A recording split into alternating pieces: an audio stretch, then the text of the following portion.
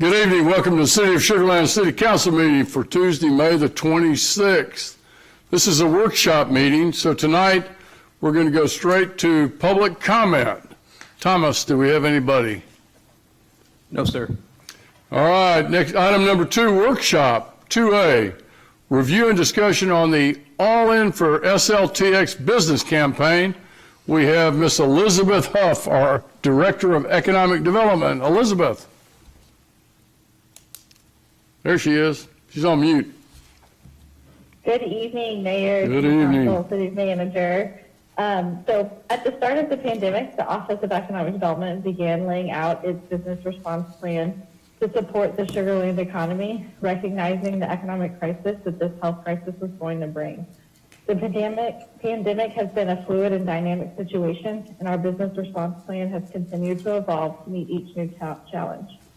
The plan has primarily focused on the immediate economic needs of businesses over the next 6 months and creating tasks and programs that would get Sugar Land businesses safely reopened and business levels, the number of customers and sales volume back to normal as quickly as possible. Today we're going to share with you the data we gathered and communication efforts we have been undertaking over the last several weeks.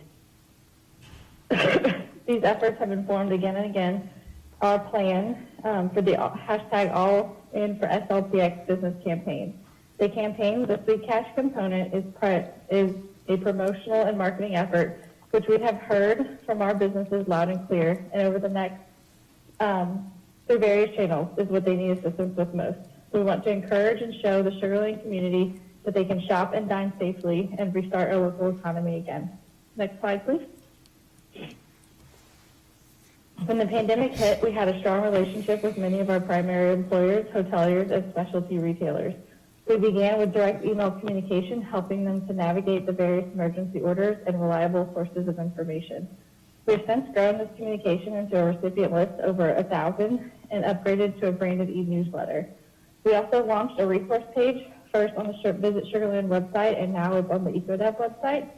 The webpage was promoted through our direct email communication, and based on its above average page view times, we can conclude that users found the information very helpful. The webpage has continuously been updated as the various stages of the pandemic have unfolded. And then finally, a city manager task force has been established to serve as a sounding board and provide outside private business perspectives. There are 11 members from a variety of sectors in the community, and they have also weighed in on the campaign and the free cash component. Now I'd like to hand it over to Cam, who's going to share with you more detailed information about what our data gathering efforts have told us. Thank you, Elizabeth. Next slide, please. Thank you. As Elizabeth mentioned, my name is Cam Yurdy. I am the Public-Private Partnerships Manager here at the Economic Development Department. And I'm going to talk with you for a few minutes on the different data gathering efforts we've undertaken since the start of this pandemic. They've really fallen into 3 different categories. First, we had a business survey, which I'll talk through the results of that in just a moment. But before that, I want to talk about 2 of the other items that we've done, which are these virtual roundtable meetings and some best practice research. So the virtual roundtable meetings are sort of a part and kind with the city manager's task force. These are different gatherings on Zoom, obviously, of different industry sectors across Sugar Land. We've had, I believe, 7 so far, but each are focused on the different sectors you see on the screen there, our destination venues, which are important to us, our hoteliers, our retail entertainment businesses, our major and primary employers, and then property managers and landlords who focus on office and retail development. And this is, we've had about 4 to 7 participants on each of those roundtable meetings, which has given us a chance to really get into some good question and answer and good discussion with the participants. It gives us a chance to ask them broad questions. It gives them a chance to ask us about any updates we're hearing and making sure that we're all on the same page as to how we're addressing different issues that come up during the pandemic. And it gives them a chance to do some peer-to-peer learning and from each other so that they have a chance to share those best practices that we're all developing sort of on the fly. In addition to the business roundtables, we have, at a staff level, reached out and did some best practice research for communities both across the state of Texas and across the country. We looked at, within the state of Texas, 20 different communities that have grant or loan programs that are a response to COVID that have come out and been announced since about mid-March. Most of those programs we found were extensions or some sort of reworking of programs that they already had in existence prior to COVID-19. But few of them were sort of back to business holistic approaches. What their real focus was being able to get money quickly to businesses from some sort of public source to mainly just get that cash infusion as quickly as possible. But they didn't really have much of an overall holistic background or focus to what the programs were intended to satisfy. Outside of Texas, we look nationally at a number of different communities that are doing some innovative programs to leverage private support with public dollars. You may have seen Middleburg, Virginia in the news. They were in the national news about 3-4 weeks ago, and they actually went out and purchased in their tourism sector, which is an important sector for their local economy.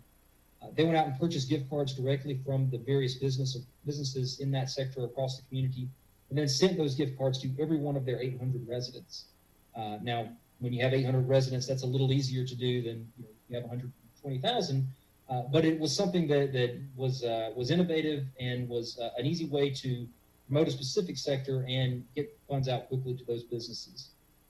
Cincinnati, Ohio, and the Northern Kentucky Chamber, which are right across the river from each other, they both have programs that were focused on allowing gift card purchases through their website that then had some matching component and allowed people who supported their local businesses by the purchase of gift card to then get some additional matching incentive to do so.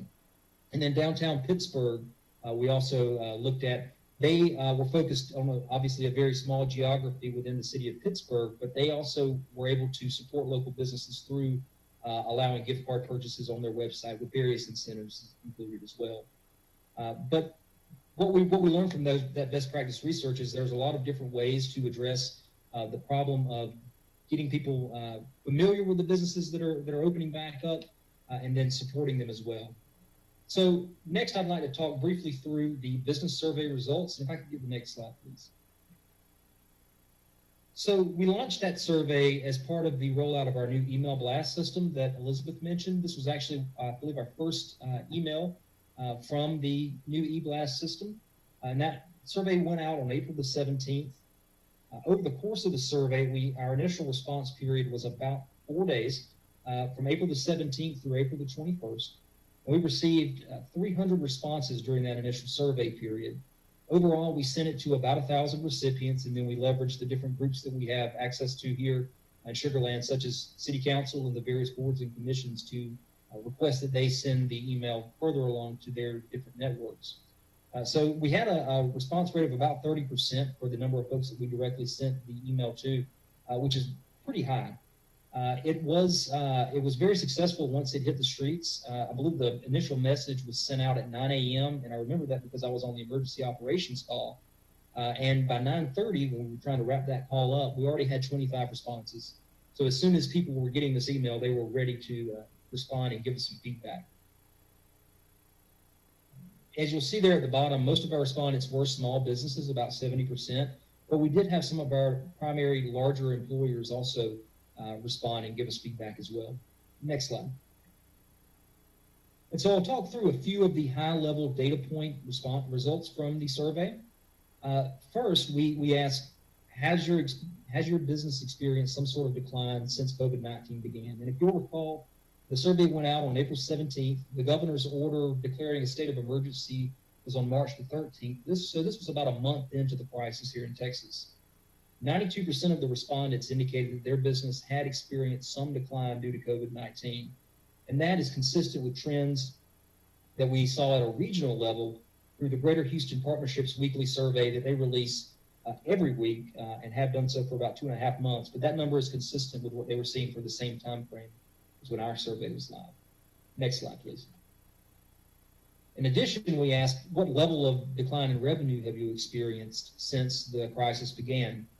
30% of our businesses indicated that, or 30% of the respondents indicated that their business had experienced an 81 to 100% decline in revenue.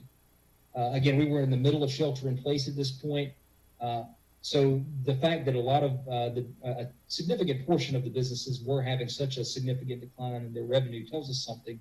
In addition, almost everyone had declines in revenue.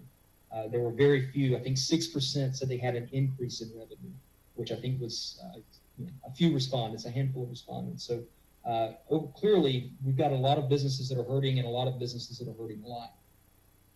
Next slide. The other point that I want to bring up is we asked what amount of employees have been furloughed or laid off at your place of employment. And almost a quarter of the respondents indicated that they had laid off or furloughed 81% of their workforce or more. And so that tells us that not only are the businesses themselves hurting from a lack of revenue, but also a lot of our Sugarland employees are hurting as well. Next slide, please. The final two questions that I'll talk through really quickly. We asked the respondents to indicate what their biggest business concern was going forward. And then we also asked them for any other suggestions that they may have for the city.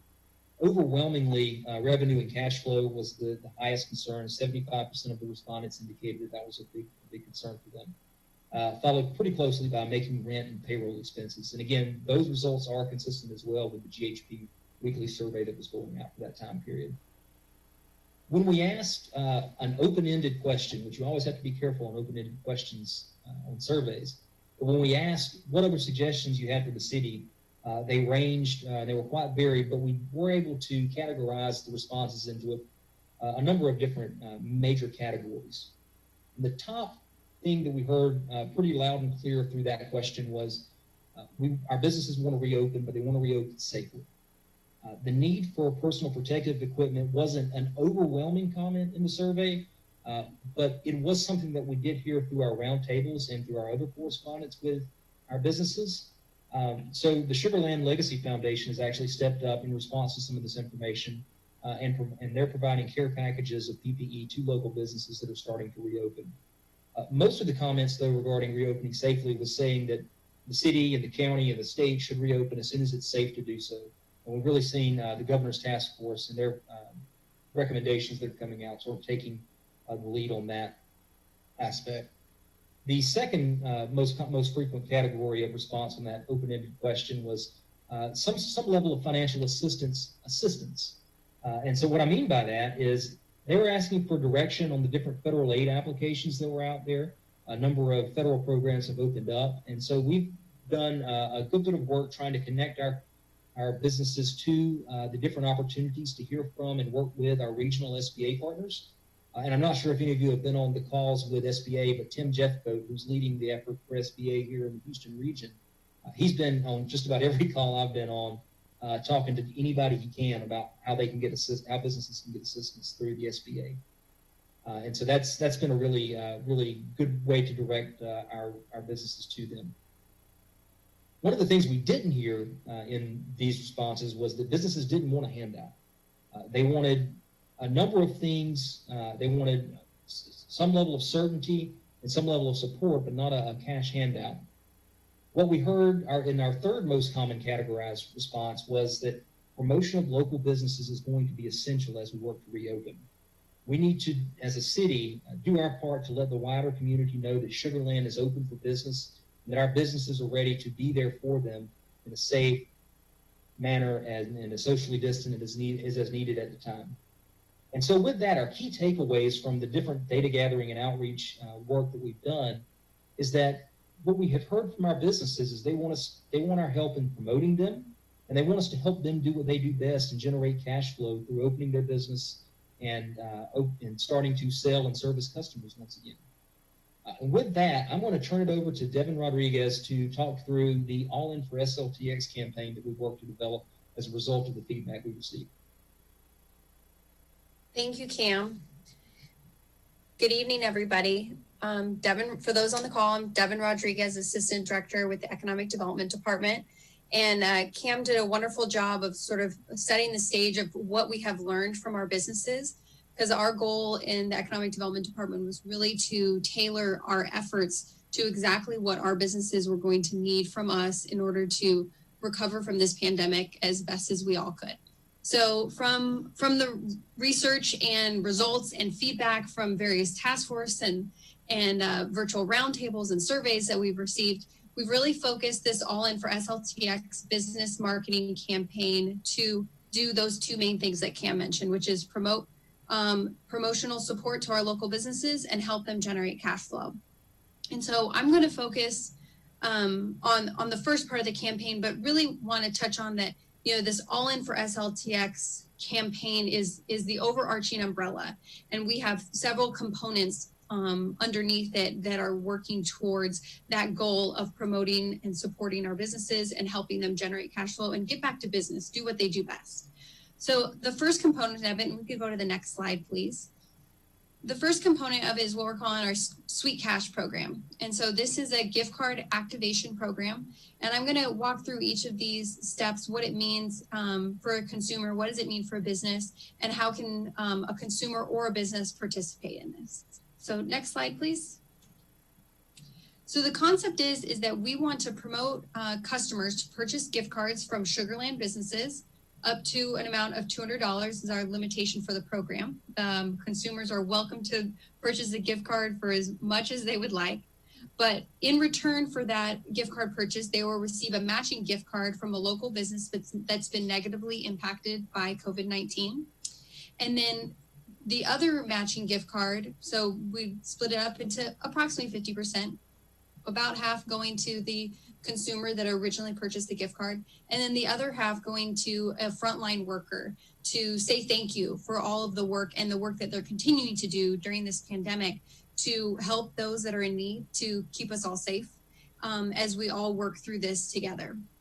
The initial purchaser also has the option to nominate a worker or a frontline worker or organization as the recipient of that matching gift card. And there's many benefits to this. One, we have the opportunity to promote our local businesses. By purchasing these gift cards, it's giving them a direct infusion of their cash flow, which is something that they definitely need right now. It also has a wonderful pay it forward, development of goodwill in Sugarland, which is what Sugarland residents and businesses are all about. And then it also helps us leverage those private dollars from the original consumer that purchased the gift card to support our local businesses. So it has many elements to it. We can go to the next slide, please. So I just wanted to walk everybody through of how would this program work? So first, the city purchases, for example, $2,000 worth of gift cards from Jeff's Pizzeria and Boutique Nails each. And the gift cards are in $20 increments. And then Maria, a longtime Sugarland resident, wants to support her local economy. And she goes and she buys an $80 gift card to Jeff's Barbecue Pit and submits proof of that purchase to the Sweet Cash program via an online form. It's important to note that Jeff's Barbecue Pit doesn't directly participate in Sweet Cash in that the SL4B purchased gift cards from Jeff's Barbecue Pit, but because Maria purchased a gift card from them, that is now part of the Sweet Cash component and is infusing those private dollars into our economy. So as a result of Maria's purchase, she receives a $40 gift card to Boutique Nails from the Sweet Cash program in the mail. And then Gus, a nurse at Houston Methodist, also receives a $40 gift card to Jeff's Pizzeria from Sweet Cash. So from Maria's initial $80 investment, of $80 private investment, we have leveraged another $80 in SL4B public dollars to have a total economic impact in our economy of $160. So that is what we're hoping to do is at least have a matching amount of infusing those private dollars and matching it with public dollars to double the impact to our local economy. Next slide, please. So how does it work for a participating business? A participating business must first submit an application through our Sweet Cash program. If the business, if selected, the SL4B will purchase $20 gift cards. The total amount of the full purchase of gift cards has not yet been determined because that'll be based on the number of eligible businesses that we receive applications from. And then the participating business will be required to sign a performance agreement. So some of those eligibility requirements for participating in the program would be that business has a location in Sugar Land and has paid local taxes to the city in 2019. They must have fewer than 50 full-time equivalent employees. They must self-certify that they have been forced to close or quantify the revenue loss suffered from COVID-19, and that they be a hotel, retail, food and beverage, or service-oriented business. And these applications will be received on a first-come, first-served basis and based off of whether they meet the eligibility requirements or not. And with that, that kind of covers the sweet cash portion of the program, but we have a whole nother element to this, which is all about the promotional part. Not only promoting sweet cash, but promoting our businesses across Sugar Land. And so I'm going to hand it over to Teresa to describe the promotional part of the Allin for SLTX campaign. Thank you, Devin. Next slide, please. I am Teresa Preza, Assistant Director for the Office of Economic Development, overseeing the tourism, arts, and destination event programming. So, connecting back to the data, the Allin for SLTX is our way to support our businesses when it comes to those promotional opportunities. In addition to the sweet cash component, which includes a direct financial impact, the Allin for SLTX campaign will comprise of other activations called Sweet Summer Saturdays. These activations are intended to create opportunities to invigorate our businesses and thus the community. It would, of course, occur on Saturdays in June and July. They can be executed in person while practicing social distancing or perhaps even digitally.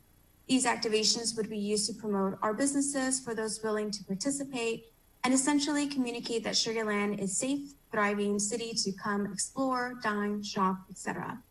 Next slide, please. As we work towards a safe reopening statewide, here are some examples of what the Sweet Summer Saturdays could look like. We could host a Sweet Saturday shopping in Sugar Land, where we would leverage the Sweet Cash program to encourage shopping by creating a citywide push for curbside options. We could also encourage retailers to have a special promotions as part of the Allin for SLTX campaign. We could also host Learn from the Local Saturdays, where classes could be taught by some of our local business owners. A fun idea is hosting a Saturday visit from the Sugar Land Ferry. For these, we would just designate 2 Saturdays where a nominated individual, say a local hero, would receive a visit from the Sugar Land Ferry with treats from our local vendors. To spread the promotional opportunities citywide, we could host an Allin for SLTX field day at any of our destination venues where we could play socially distanced games like balloon toss, hula hoops, tug of war, etc. Next slide, please. Additional campaign activations could include a ribbon cutting, where we would have a customized, oversized ribbon with first responders and city officials in front of City Hall, marking Sugar Land's reopening efforts, and we would use this to generate media interest. We could also have movie nights at our destination venues. We would identify, say, 4 to 6 restaurants to offer to-go boxes for each movie night. A unique opportunity with this activation is the ability to incorporate video into the start of the movie that highlights the Allin for SLTX campaign, or even perhaps allowing for some of our businesses to host a 15-second commercial, a self-reported commercial for something that they might be promoting. Of course, to keep everyone safe, we would section off social distance areas, as you can see here, which is what New York is doing and many parks are doing throughout the country. Next slide, please. For anything and all activations that we do them for the campaign, we do these with thinking safety first, which is why we'd like to start our Sweet Summer Saturday series with virtual events in early June that lead up to in-person events as the recovery progresses. We would require advanced sign up for in-person events and perhaps host them in waves to get as many people an opportunity to participate. We would alternate businesses like restaurants so that multiple vendors have an opportunity to participate as well. All activations would incorporate the Allin for SLTX branding and messaging, and we would ask the participants to tag or like our social media channels to showcase support for the campaign, as well as provide content and storytelling for future use. Since the purpose of the campaign is to create promotional activations that generate either a media or consumer interest for our businesses, the measurement will be based on the impact that all of our efforts have on the awareness to the general public about Sugar Land and its position as an active, progressively reopening place for people to re-engage back to a new sense of normalcy.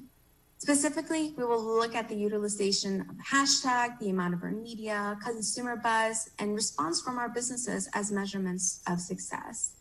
So these are just some of the ideas, and we're sure more opportunities will blossom as we work towards recovery holistically. With that, I'm going to kick it back over to Devin so she can review the budget.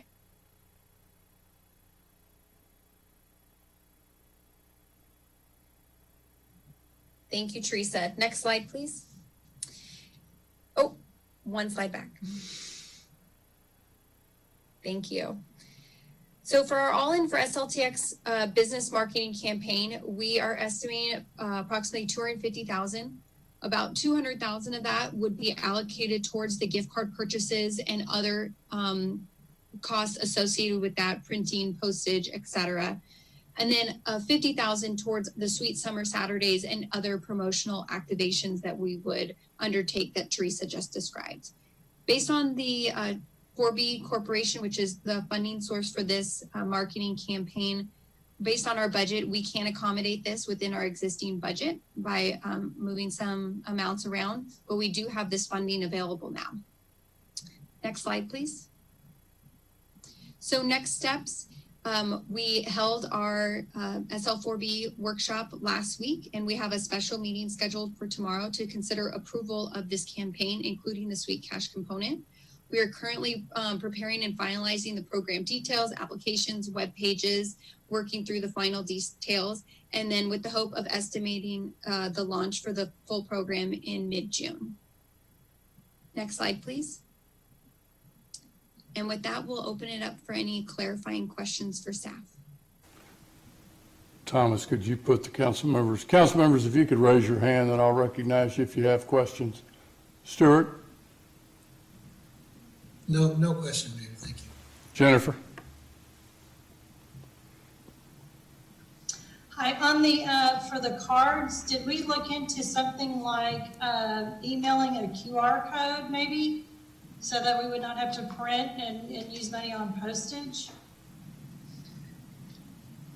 So we are purchasing the gift cards from the businesses and using the businesses' gift cards to be mailing them out. We're not generating our own particular gift card, but we are looking into other options to avoid mailing, such as doing a pickup location, because part of this is that we will be asking the consumers to be posting on any of their social media sites and using the hashtag Allin for SLTX. And so that gives us the opportunity to do that promotional activity if they were to pick it up and have a location for them to take a selfie with their gift card. Okay, thank you. Jamesh?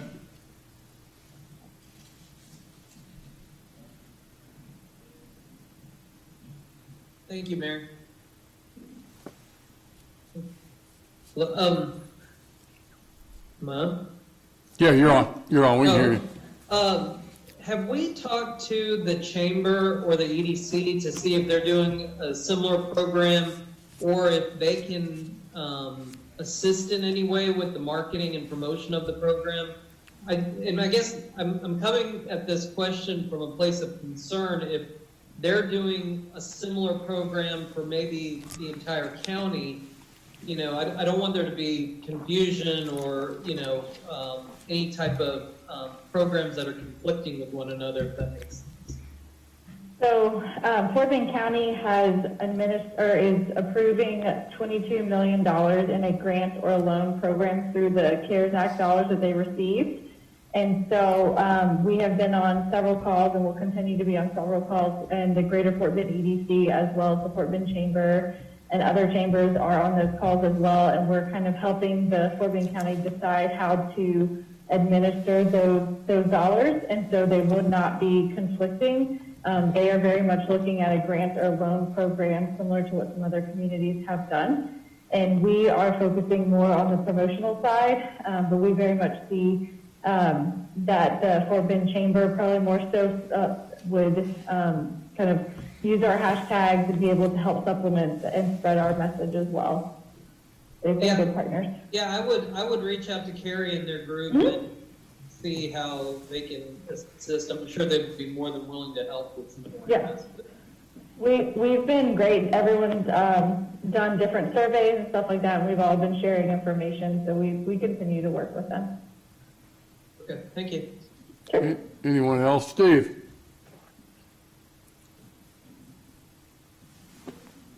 That's all I have, Mayor. Yeah. Steve, go ahead. In an earlier review about some of our businesses that are just too small to have a branded gift card program. And I think you said that y'all would give some thought to how we could include them in this program in some fashion. Any updates on that at all? Thank you. I'll take that. Yes, we have. So for this round, we're going to be able to accept the gift card that is provided by the business and or the gift certificate, which is a paper copy that the business also provides as well.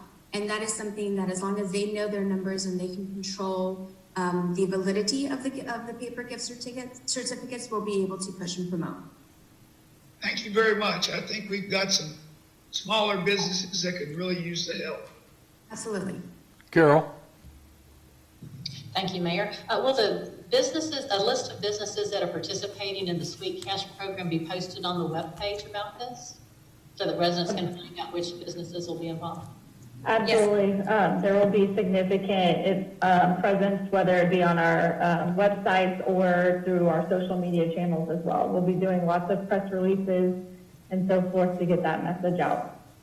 Okay, and the SL4B's joint CIP has been put on hold, and that's about $200,000. And this program is proposed to be about $250,000. So is this program sort of in essence being done in place of the joint CIP program from a budget standpoint? No, ma'am. So our joint CIP program, those dollars are in the CIP budget and are still there. This program is coming out of our marketing dollars that we have reserved every year that we don't necessarily know where we're going to be advertising or how we're going to be advertising. So this is very much was reserved for marketing already. Thank you. Sure.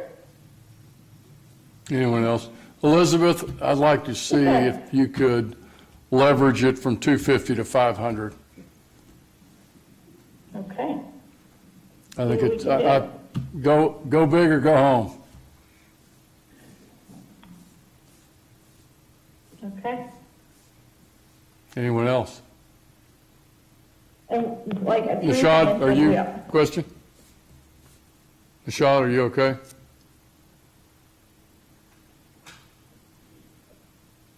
What you said, and I think Teresa, for those of us that are not on 4B, which I am, can you explain, you were going to have it in two different groups, right? The 200 was not going to get spent immediately. Can you explain, now that maybe we're going to 500,000, how is that going to be divvied up for the rest of the council members? They have not heard that. Sure. Essentially, I'll let Devin respond to this and to the group one and round two of the overall program. Yeah, apologies for not mentioning that earlier on the budget item, but we structured this so that we would have at least 2 rounds of the gift card. This partly because we've spoken to other communities that have done this and they have had such great success that then they were scrambling to find money to fund a second round because things went so well. So in our planning, we're learning from that and are automatically plan to have a round 2. The opportunity of having a round 2 as the word gets out and other businesses hear about it or consumers hear about it, we'll be able to broaden that net of businesses that will be able to participate in the program if they didn't apply previously under the first round. It also just gives us an opportunity to learn from what happened in round 1 and either make changes, make improvements. Maybe there are certain types of businesses that need more assistance than others. It might give us the opportunity to focus more on those types of businesses. Other programs have done that as well, where they've focused on a specific type of business, or minority-owned business, a woman-owned business, or just restaurants, whatever it might be. That's what the opportunity that they've taken under round 2. So with 200,000, our vision was to have 100,000 the first round, and then 100,000 the second round, and then of course being able to have the opportunity, depending on how it goes, to have future rounds that then we would request budget amendments for. Okay, everybody Thank you good? very much. Everybody good? Thank you all. Thank you. Item number 2B, review of and discussion on proposed revisions to the financial management policy statements. Jennifer Brown, our Director of Finance. Jennifer. Thank you, Mayor. Good evening, all. This evening, we're going to be doing a workshop on the financial management policy statements. Here's an overview of the plan for this evening, walk you through the review process that we've gone through.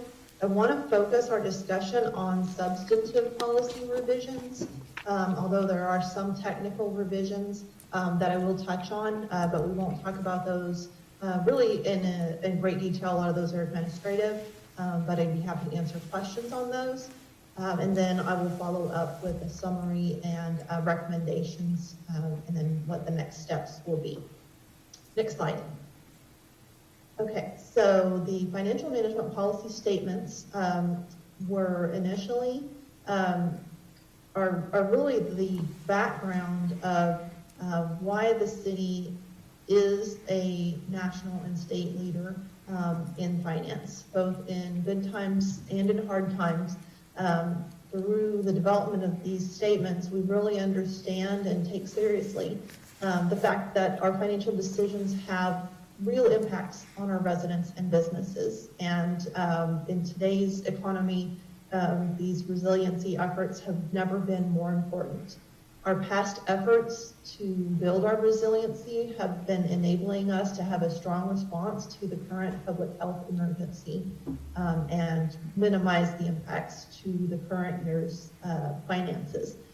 But we're always looking for ways to come out of hard times stronger. And these policy statements are really the glue that holds it all together. Next slide. So the policy statements are a set of 10 statements on different areas of finance that were first adopted in 2002, and those set the direction for the city's financial management. And like clockwork, we have reviewed and amended the statements every 2 years. And so those are a city council policy. It's policy 5000-19. They are adopted by resolution. And this provides consistent financial management practices as the city grows and matures, and as we have turnover in city council, which ultimately has occurred over the last 18 years. This also provides an opportunity for rating agencies where they expect to see formal adopted policies when they're assessing the city's financial strengths. And this is a really big part of our AAA bond rating. They have commented on that multiple times during our review. Next slide. So this year's review was a strategic project, and as part of that project, we are reviewing and updating the policy statements.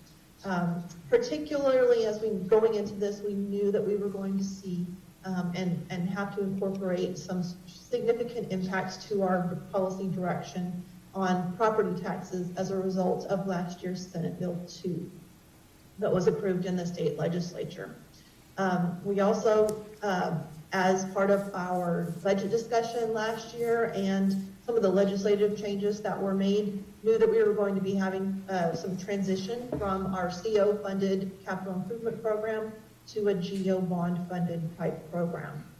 And so part of the adjustments and the recommendations that we're making are a result of the legislative changes that were approved in the 2019 session. So those will, while they didn't impact this year's Geobond election, they will impact future ballots that we put out. So part of this process, we worked through the details on the revisions with the Finance Audit Committee, and the revised statements were sent to City Council members in advance of the workshop. So you all should have a copy of the marked statements with the additions and deletions there with you, or in the for reference. Jennifer. Jennifer, Yes, sir. certificates of obligation, general obligation bond, and then capital improvement program for members of the public that they don't know the acronyms possibly. Thank you, sir. So, as I mentioned, we did work through the Finance Audit Committee on the changes proposed. We had quite a bit of discussion with the committee. They've asked for a couple of different scenarios on different ways to implement Geobond projects that were approved by voters, as well as different scenarios for and language for tax rate guidance. So we provided those scenarios and that language to the committee, and then ultimately came to the language that is in the proposed revisions that was shared with you through the FYI process. In the copy that you received, we have highlighted the significant revisions in yellow, and we are currently using the policy direction to develop the fiscal year 2021 budget. Overall, we are using the policy statements to guide the revisions or from the revised statements, with the exception of the impacts from COVID-19. Next slide. Policy statements provide long-term direction and strategic guidance.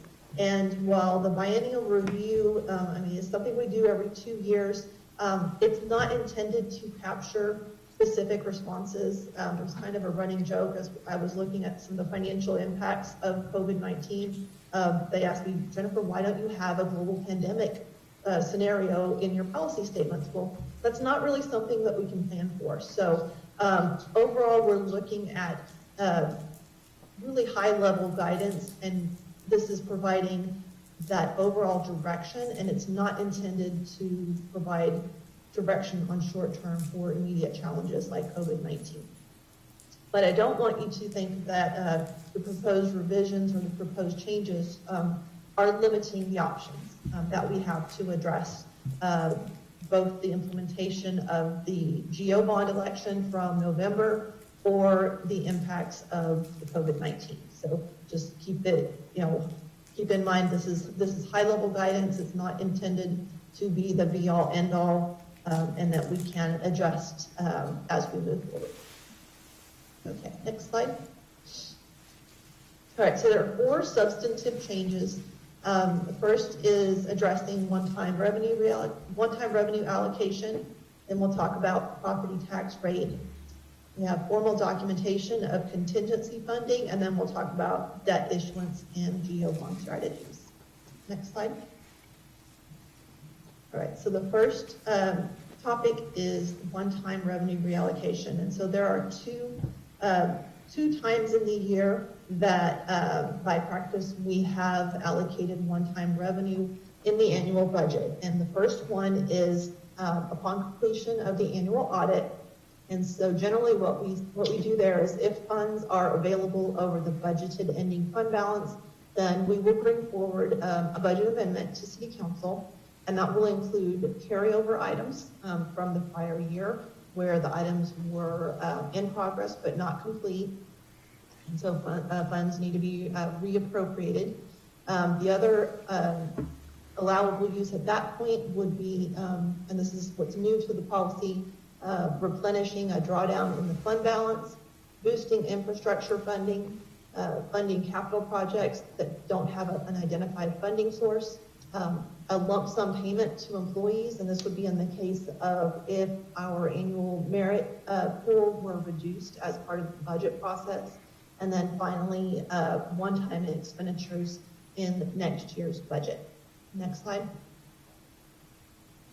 So then that kind of falls into the next case, which would be if we're funding one-time expenditures in next year's budget, we would typically handle that during the annual budget process. And so during the budget cycle, generally as we're going through the projections and preparing the budget for filing, we would identify one-time revenue streams or one-time funding sources based on the year-to-date actual plus projections for the remainder of the year.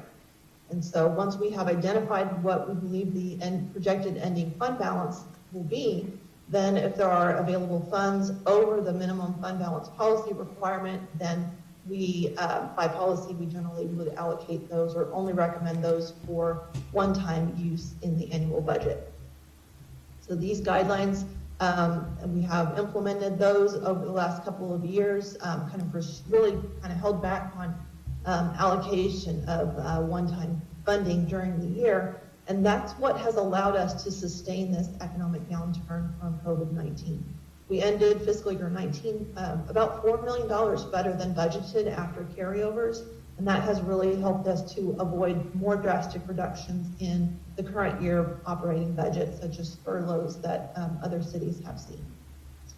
Next slide, please.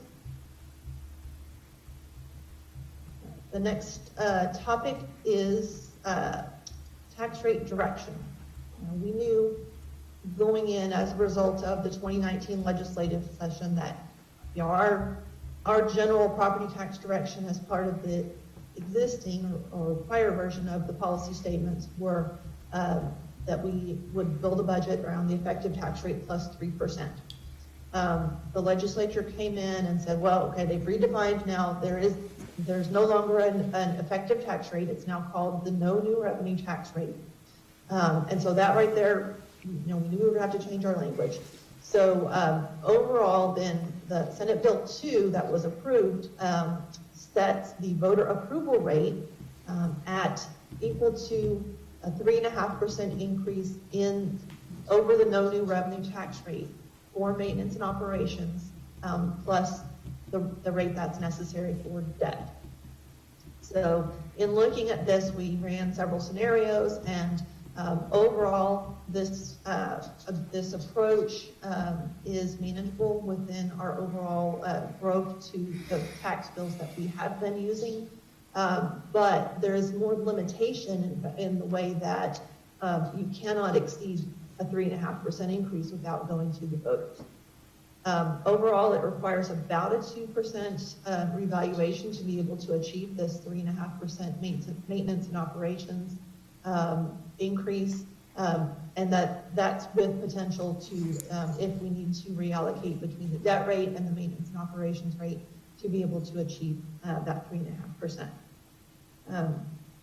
Overall, the recommendation from the Finance Committee was to really maintain the focus on rate stability and building capacity for the future as we're implementing Senate Bill 2. And if we needed to come back in the future and make adjustments, that we could do that. But that the debt service rate would then be set to support the approved Geobonds along with the currently outstanding debt. Next slide. There's a new section that we've added on contingency funding, and this is really just a recognition of current practice and getting it documented as part of the policy statements, and just recognizing that expenditures can't always be anticipated. And so we have a practice of budgeting a one-time funding within the budget. It is centralized contingency that is managed by the city manager, and we have 4 of these in the major operating funds. In the general fund, it's equivalent to about 0.5% of the operating expenditures, which this year was $425,000, and so that could vary depending on the size of the budget. And then in the utility fund, airport and solid waste, those generally vary based on the potential needs of the system. And in the utility fund, if I remember correctly, it was around $250,000. The airport fund was $50,000, and the solid waste fund was $70,000. I'm remembering my response to the questions this morning. Next slide.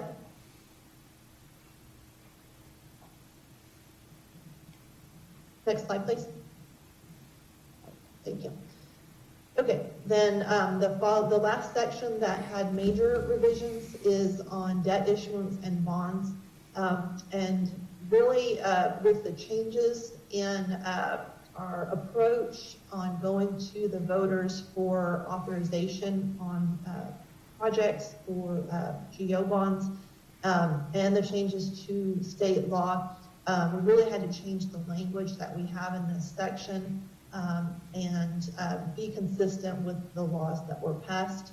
And so as part of the preparation for a Geobond election, that we have to prepare a financial analysis for affordability estimate that calculates the estimated impact to the tax rate with no assumption in changes in values or exemptions. And the calculations that we publish as part of the bond education materials actually have to state the estimated maximum annual increase on taxes on a $100,000 home to be able to repay the debt obligations if they are approved. And the policy statements that we had in the previous version state that the tax rate is to be adjusted in the first year after a Geobond is approved by voters.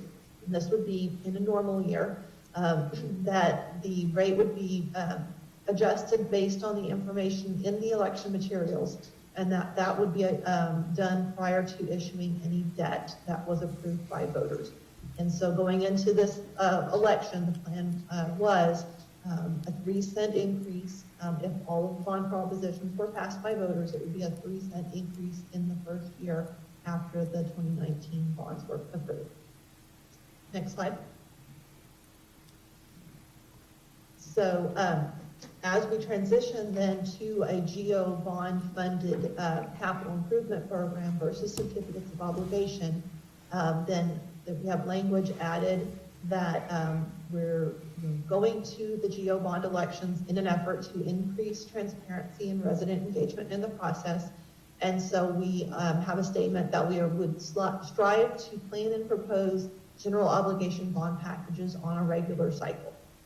We don't differentiate, we don't state a specific amount of time, but just the idea of that we are going to have regular cycles of Geobond packages, and that once we have projects that are identified that can't be funded from within the voted authorization, that we would then begin planning for and call the next general obligation bond election.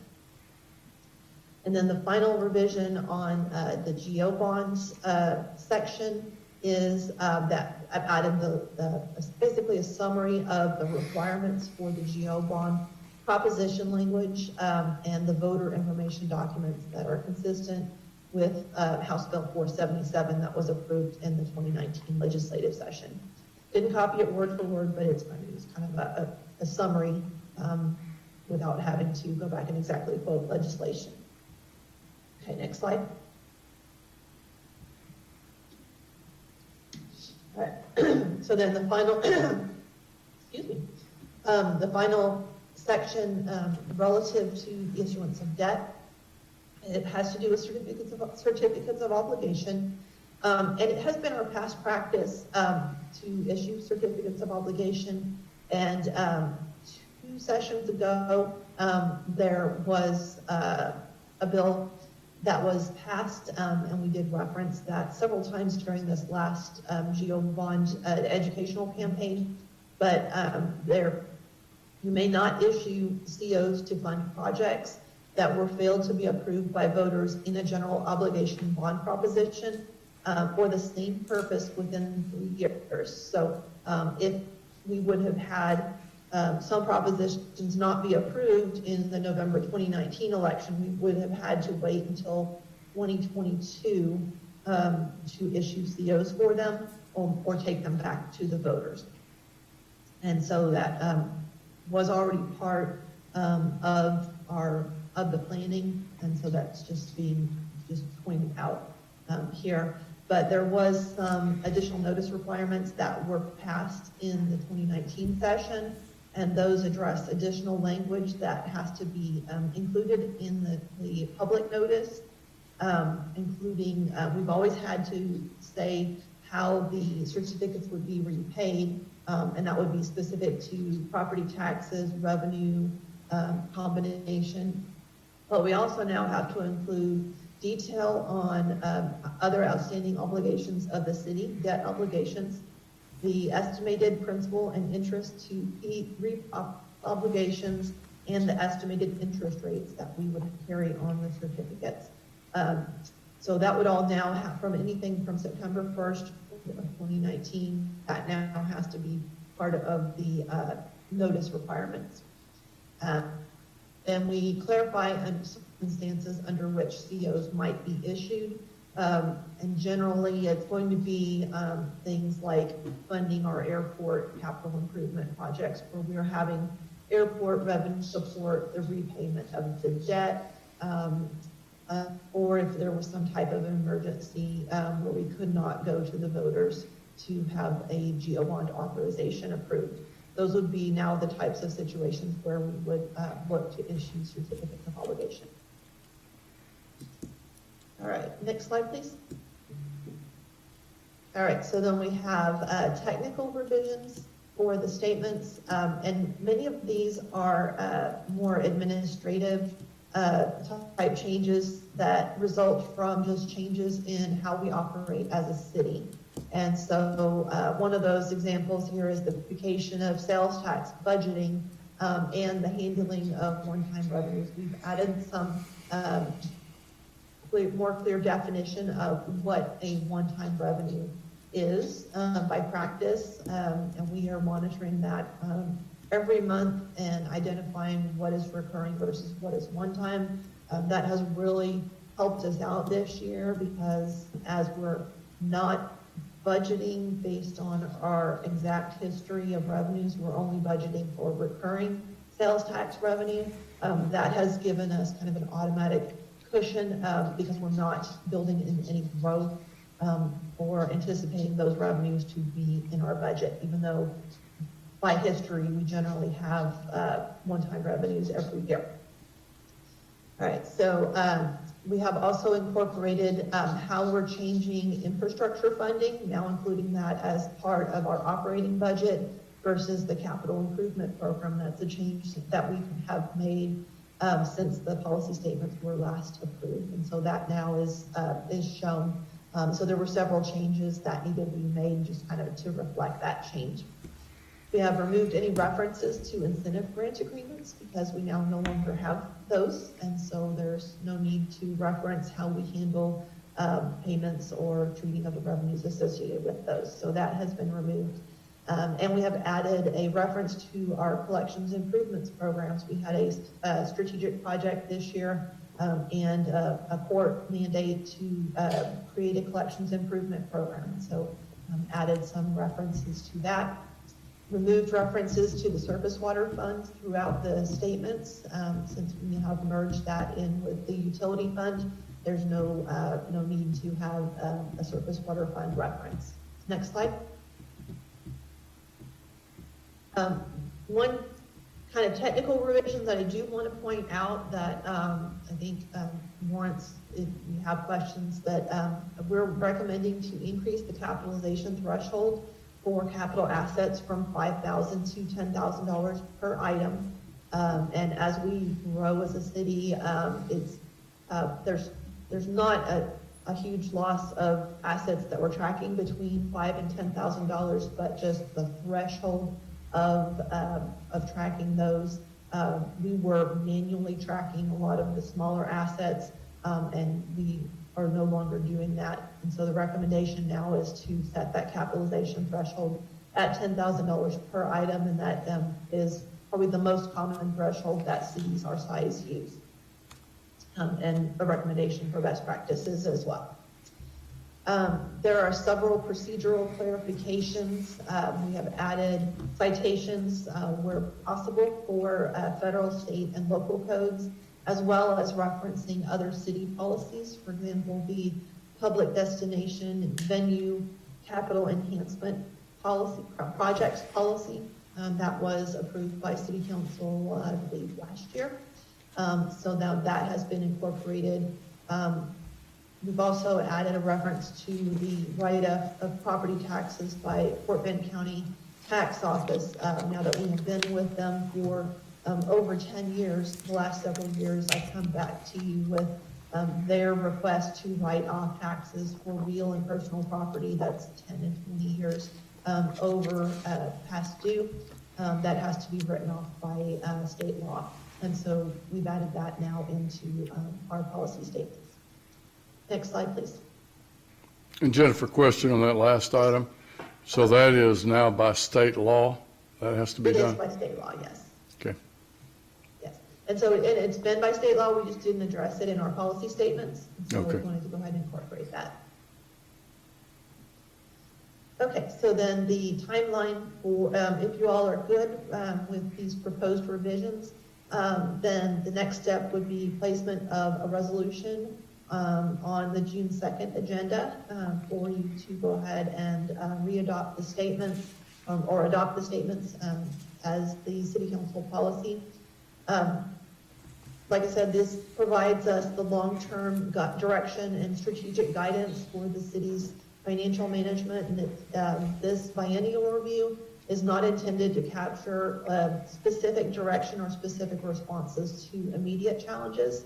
And this is not to be read as limiting the options that we will have in addressing the fiscal year 21 budget or even the fiscal year 20 budget as we're implementing the COVID-19 response or as we plan for implementation of the 2019 Geobond projects. Next slide. So the next steps, we would, once you approve the policy statements, we will use these, or we are using these to guide our specific strategies in recommending the development of the fiscal year 21 budget, CIP, and 5-year forecast, including how we respond to the financial impacts of the current economic downturn and alternate implementation strategies for the voter-approved Geobonds in today's economic climate. As such, we have delayed significant decision-making on the budget until we have more information available.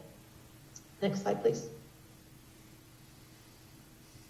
And so the kind of revised fiscal year 21 budget timeline, we have been monitoring the fiscal year 20 impacts from COVID-19, been working through the Finance Audit Committee on those and providing reports to you all as a City Council. We have packages that we're developing for fiscal year 21, and I believe we have settled on 3 scenarios that we'll be looking at that are based on a V, a U, and an L economic recovery. Our next big milestone for kind of, where is the economy is the June sales tax, which will reflect April's sales. We will get that on June 10th.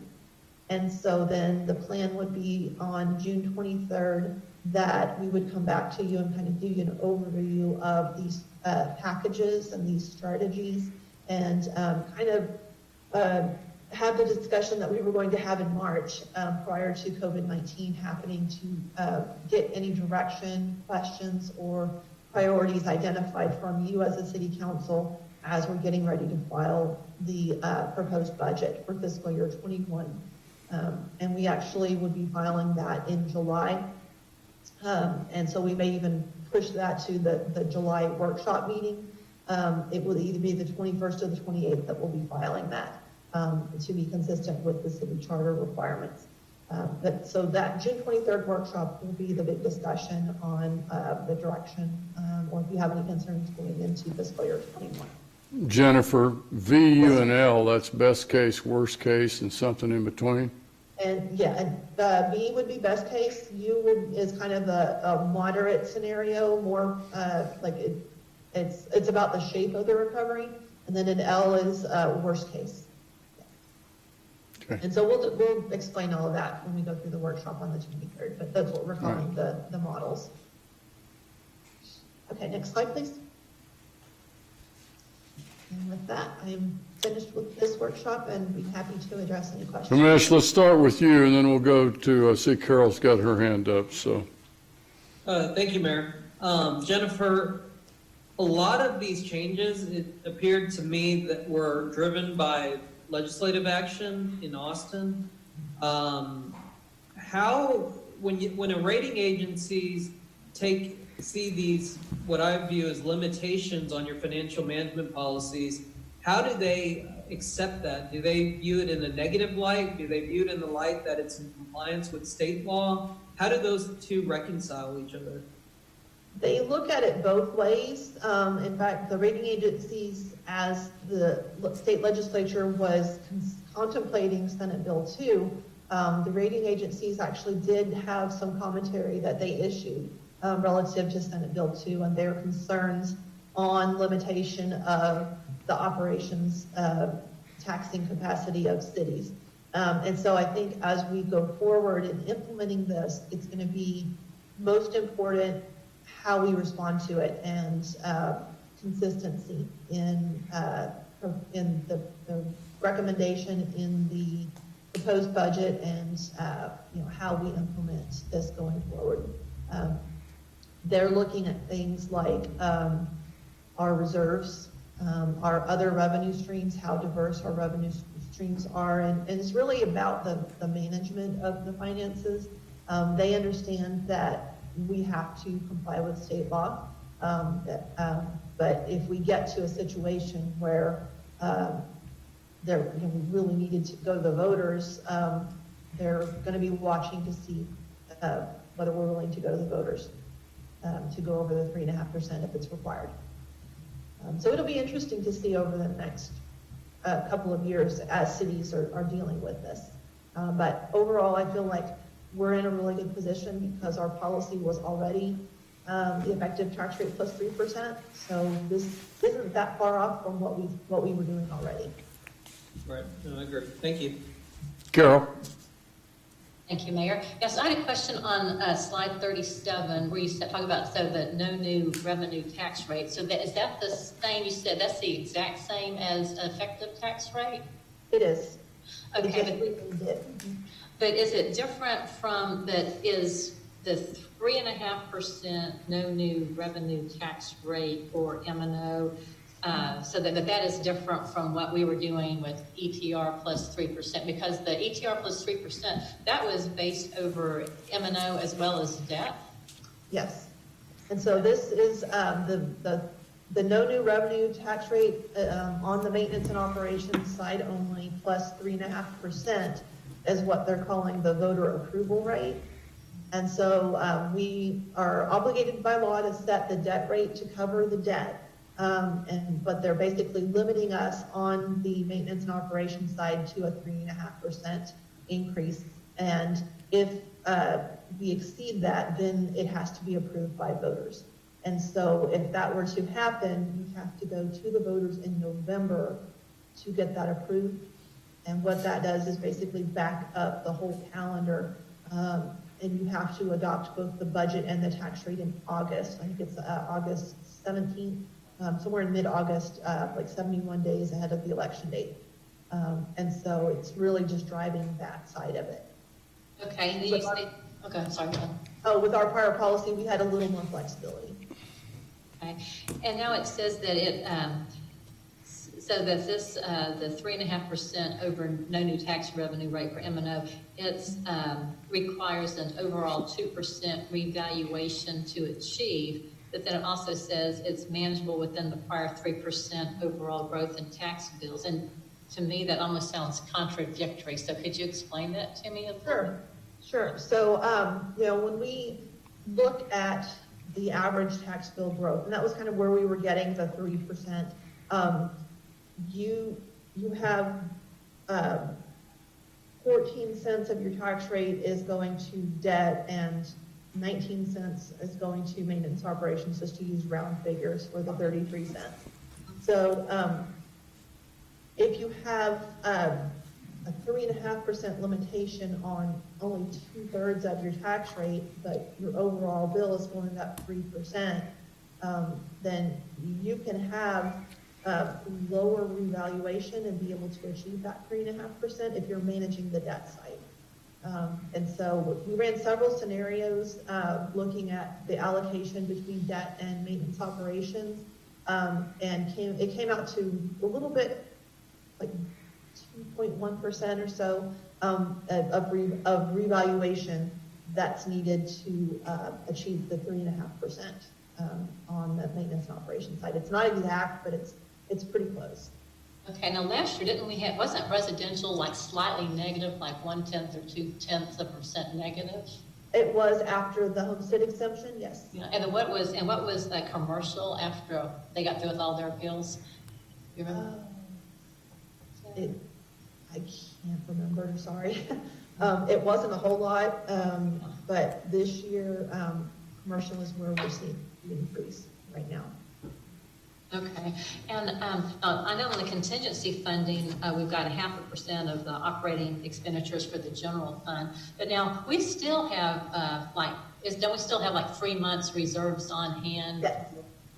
Yes, so the contingency is appropriated as part of the annual budget. We still have our reserves, that's part of the fund balance. It's not actually appropriated, but it's there in case we need it. But it would require a budget amendment to be able to utilize that. Okay, now moving on to the debt issuance and bonds. So I know according to state law, we now have to state the maximum increase for a $100,000 home. But now, of course, as the city, we've always done it, based on the average home value, which is more around the $270,000 level, which this is the average number. More people can relate to it. Are we still going to include that also, or are we just going to include the $100,000 that's mandated by state law? We can always do more. We have to do the minimum that's required. And so in our educational materials, we can choose to do more and equate it to the average value. So there's nothing keeping us from doing that. Okay, and I had a question on the bottom of page 26 and in the highlighted revised version about under affordability. It just says, it's talking about how if a project has a significant impact on the operating budget, this would cause the tax rate to need further approval by voters once the project is completed and placed into service. So it sounds like, if something exceeds the 3.5% over the no new revenue tax rate, you could still go ahead and do it, but then you would just have to vote after this. It's possible if you have a project that has a significant operating impact, it is possible that you would then again have to go back to the voters because it may push it over the 3.5% limitation. And so even though the the debt side has been approved by voters, it's possible that in implementing the operating side of it, that you may have to go back to voters again. Okay. And then I had a question on near the bottom of page 29, item number 5. So it says the city will strive to take a Geobond package to the voters approximately every 5 years or as needed. So is this going to be is the goal of this an increase in the tax rate every 5 years, or is this something that as we pay down, because I know we like to pay down our debt fairly quickly, or is this as additional capacity is opened up by paying down the debt on other outstanding bonds? This is what we will go to them with the Geobonds, but to take advantage of the available debt capacity. Yeah, it would be both. So the goal here is just to state that we're getting into the practice of going to the voters. It's not specifically one or the other addressing the tax rate impact, but as 5-10 years down the road, we don't know what our needs are going to be, but we know that we will have them, and we also know that we will have to go to the voters because it's getting more and more difficult to issue certificates of obligation. And so this is just kind of getting the institutional, getting us used to going to the voters to do that. And so it's not specific to increase or no tax increase, just in general.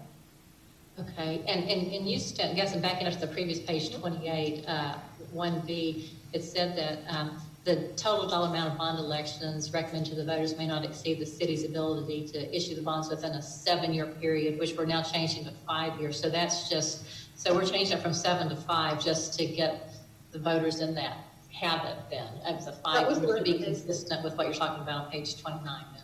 Yeah, that was the recommendation of the Finance Committee, because it had been so long since we'd done a bond election up until we did this one that they felt that, and the committee members can speak to it more directly, but they felt that 7 years was too long, that we should be going out to the voters more frequently.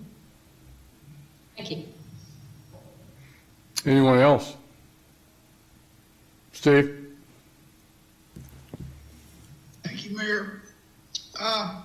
Just a clarification, Jennifer or Mayor. Our change to the capitalization from 5 to 10,000, is that driven by state law? No. No, okay, I misunderstood that. So does GASB have an opinion on what we should be capitalizing and not? They have kind of general recommendations. It's more best practice for cities our size, and it's a lot of work to track the lower dollar assets for not necessarily a lot of return. And the departments generally are charged with keeping up with their stuff versus having to track it and depreciate it and all the reporting requirements that are required once it's capitalized. Well, I mean, we don't depreciate. Yeah, okay, I see what you're saying. Yeah, we just have to Between depreciate 5 it. and 10,000, we're supposed to have been depreciating. Yes. Yeah. So before we come back to, I guess, approving this, I'd really like to understand what our losses of these assets have been. If we're not tracking them, then the 1 to 5,000, and now we're not going to track from 5,000 to 10,000. I'd just like to understand what kind of things are in the 5 to 10,000 range, and have we lost any of them? Have any of them disappeared? Any of them walked out the door that we wouldn't, since we were tracking the 5 to 10, that should be, we should have that somewhere. Sure, I should be able to get something from accounting on that. Yeah. What type of assets that would cover. Yeah. One of the things I had heard, and I'm not sure it was true or not, but that the schedule for setting our tax rate the state had said they have relaxed the deadlines. And I understand that we have a charter and it has deadlines. If we have any way that we can defer this decision on this budget until we get a little more clarity on whether it's a B or an L or a U, we're going to get clarity in the next month or two about how deep the left-hand side is, but I don't think we're going to get much in the way of a UL or B unless we can give ourselves some more time. So do we have any way to do that? Not under the charter. Not that I'm aware of. Not under the charter, Steve. Yeah, the charter is fairly clear, Steve. It requires the city manager to deliver a budget in July. So, and it doesn't, there's no provision, and I can let Mike speak to the details of it. There is no provision that allows for an extenuating circumstance like what we're under now. So. Are you saying that the state did not relax the deadline for setting a tax rate? I sure have not heard that. Not that I may have dreamed it then. Okay, well, that's unfortunate. I would That would be nice, because I think we're gonna get a surprise. That's just the budget. You want to speak What to that, about, Mike? the deadline for the tax rate? I guess it has to be before we Yeah. start the year, huh? Well, the state law is 30 days after publication or September 30th, whichever is later. And the tax rate cannot get adopted until after the budget is approved. So, and our charter requirement for the budget is September 25th. So right now we'll be targeting the second meeting in September for approval of those. But then there's also some other limitations on you have to adopt the tax rate within 7 days after the public hearing. So still waiting on calendars from the state on some of that, but as soon as I get it, I will definitely share it. Well, it's my experience that when bad things happen, the sooner you start making changes, and actually we have, thank you very much, the less draconian they have to be. Yeah. So if we don't have a good feel for exactly what the shape of this thing's gonna be, I think we're gonna have to be more conservative than not, which I'd rather not do if we don't have to.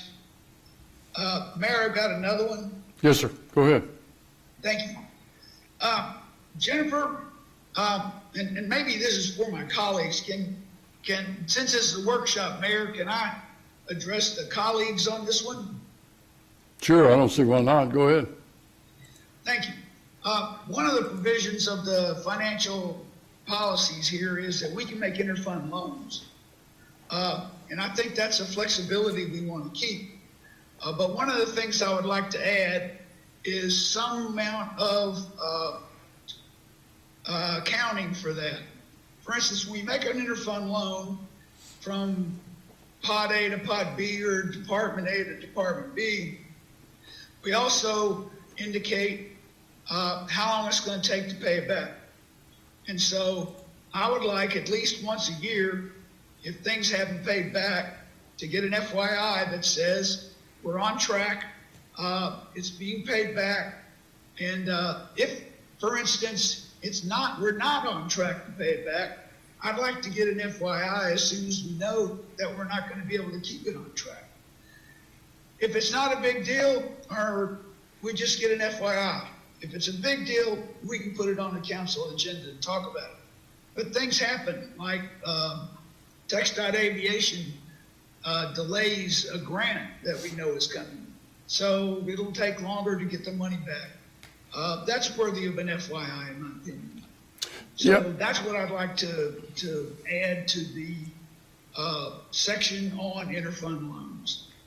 Yeah, Stephen, that's an easy add. That actually happened, as you know, from Textile Aviation on the purchase of the GLO property. And we had a loan, they'd agreed to do it.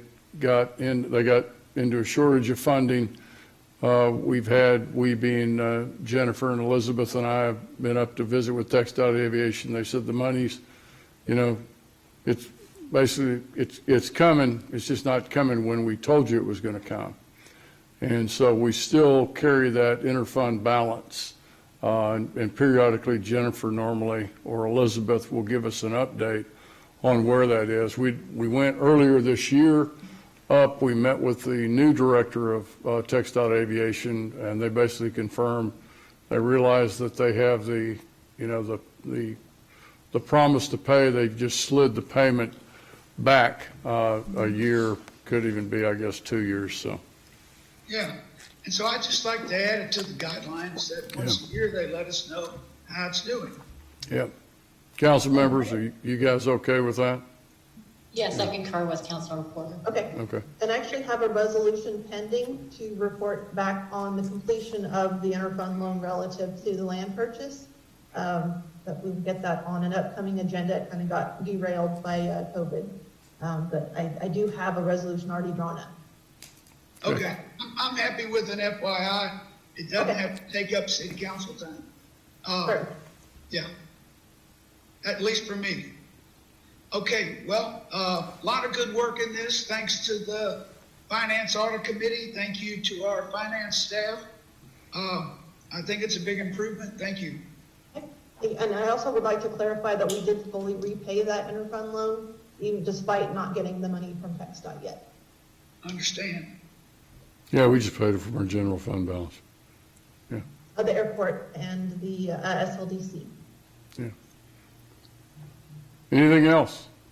No, sir, not me. Let's go to item number 3, City Council City Manager Reports, 3A, City Council Member Reports. Jennifer, let's start with you.